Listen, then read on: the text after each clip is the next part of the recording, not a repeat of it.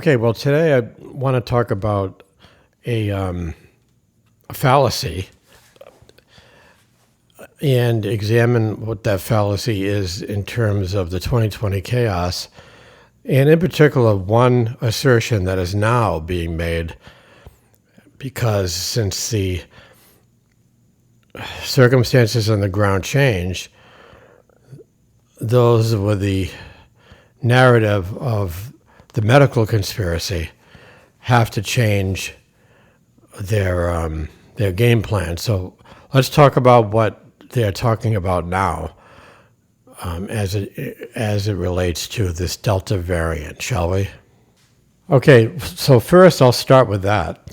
What they're talking about is they're saying, okay, because people that have received the vax are getting ill with the Delta variant, that means that the vax gave them the Delta variant. See, that is their bold assertion, unequivocal, and that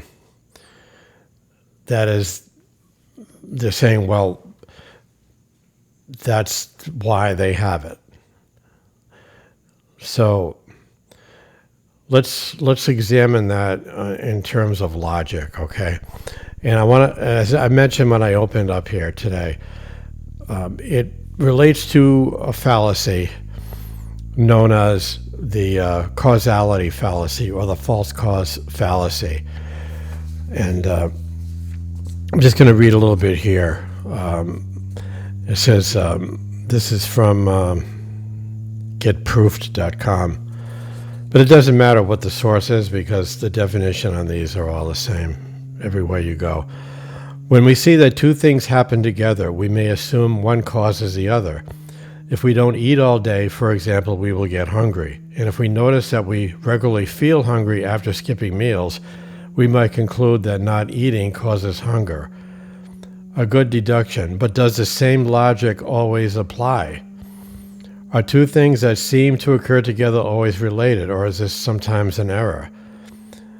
In this post, we look at correlation and causation to help you understand and hopefully avoid the false cause fallacy in your relationship between them.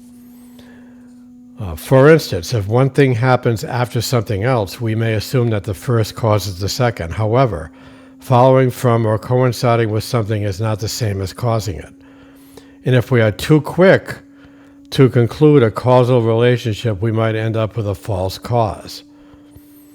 And so, again, this is the problem over and over again with these medical conspiracies on this COVID issue, is that the goalpost keeps moving. You know, first it was the virus doesn't exist.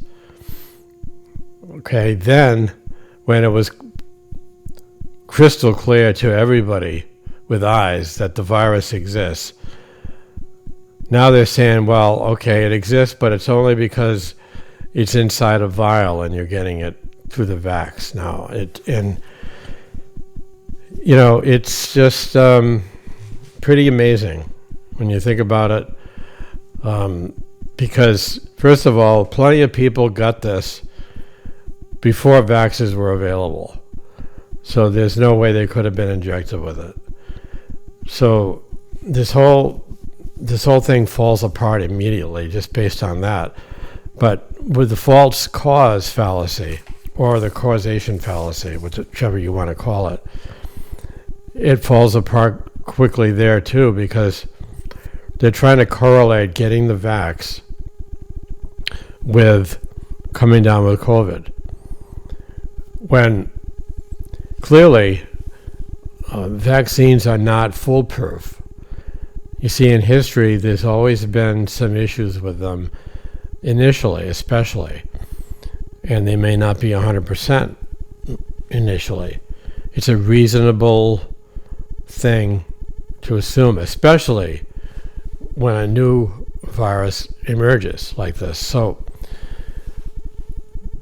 coming up with that narrative is simply false because people that didn't get the vax got sick. What about them? Well, they're saying, well, this second wave, they're just making it so they got vax people and then cause a second wave. And you know, this is nonsensical because we had a second wave before this Delta variant. And, you know, what about that? You know, I mean, they just don't, you know, it's totally, you know, it's an assertion being made that is irresponsible because it doesn't have any basis in fact. You know, and these assertions really are, for the Christian, particularly troubling because the Christian needs to make doubly sure that when they make an assertion without a caveat, that they're making a bold proclamation. You know, they need to be careful about that because, number one, we're not experts, but number two, we're not omniscient. We don't know. You know, we don't know what's happening in different parts. We must rely on some form of news to report to us. We have to. We have no choice. Now, if you want to rely on YouTube news, then you can. But understand that the lack of training is staggering with this, and it's an issue because we get this false cause fallacy all the time, you know, in these kind of medical conspiracies especially, because when one follows the other, people jump to that assumption, oh, that caused it. Well, sometimes, like in the case of hunger, like the article said, you can do that because it's been proven over and over again to be the case. But until you've had a thorough, long-term experiment that shows that causation and you eliminate the other possibilities, then that's fine. But they haven't done that. They just jump right to the false causality and run with it. So this is particularly damaging in a medical conspiracy because people are actually endangering themselves because they're basing their actions on a false premise or a fallacy. And when you base your actions on a fallacy, it's going to have consequences.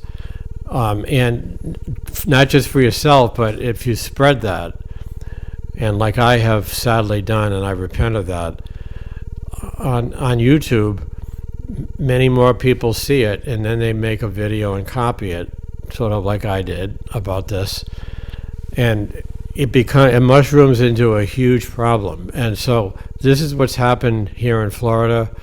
They're kind of anti-government here, and you know, it's fine to be for less government, and you know, it's fine to have your political views, but what's happened is, like I said in a previous video, the fake news moniker that Trump popularized, he didn't start it, but he popularized it, he weaponized it, if you will. So now people have this false dichotomy in their mind that all mainstream news, bad. All YouTube news, good. This is what's happened, and this is costing lives down here in Florida and elsewhere. And it actually has been for a while, but now it particularly hits home to me because I can see it firsthand because it's local. You know, it's one thing to hear about it in another state, but when you're living it and you're seeing it around you and you're getting direct anecdotal reports of friends dying and the hospitals filling up into the hallways, you can be sure that that's not all from the injection. You know, it just doesn't make sense. Of course, they're going to run with this And then when the next thing happens, they're going to try to explain that away with another fallacy of some kind or unprovable assertion. So you see how these fallacies can cause real problems, and that's why we have logic, and we have logical discourse, and we work through problems. We critical think our way through things. We must, because otherwise, otherwise it can have devastating results, as we are seeing. And as I said in previous videos, I'm fine with conspiracies. As a matter of fact, I believe that this disinformation or misinformation campaign, whichever one you prefer, they are slightly different, those two terms, I believe is deliberate. And it is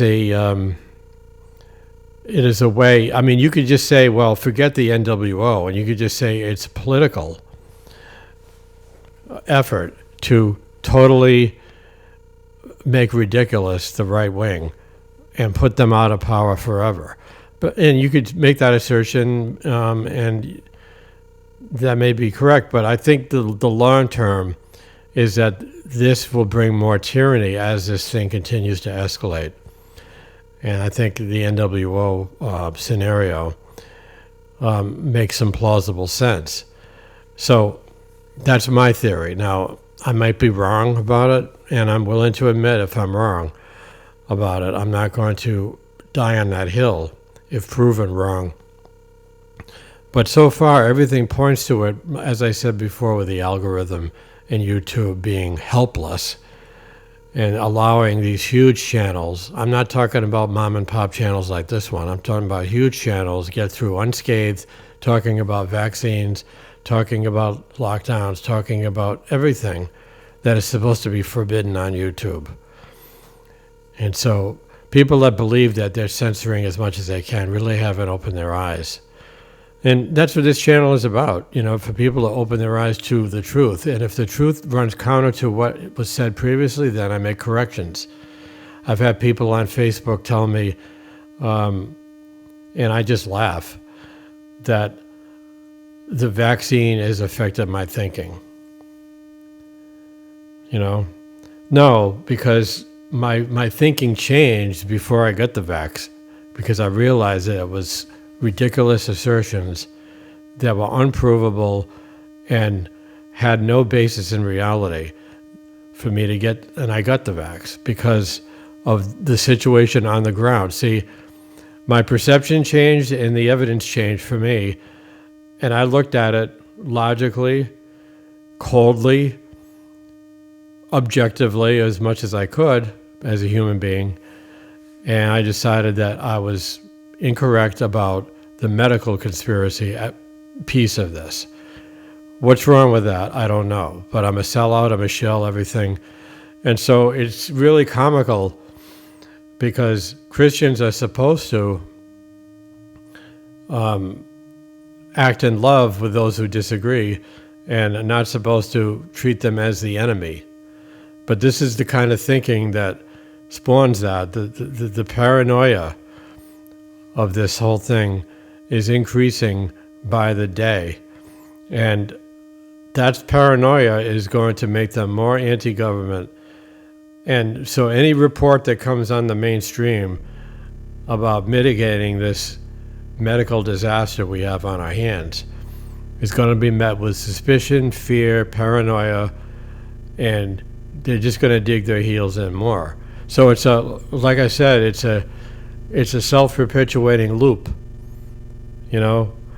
and I'll talk about that in another video, but I'm going to stop it right there. I just wanted to get into the causation fallacy and how that plays in, because we have to put these things to rest, because you cannot run your life based on theories that are unprovable and clearly false and illogical. You cannot. It is dangerous to do so, you see? And I can show other examples to show that if you apply this kind of thinking to other areas of life, you wouldn't be living very long, So anyway, please like, share, and subscribe. Thanks for joining me once again. Cheerio.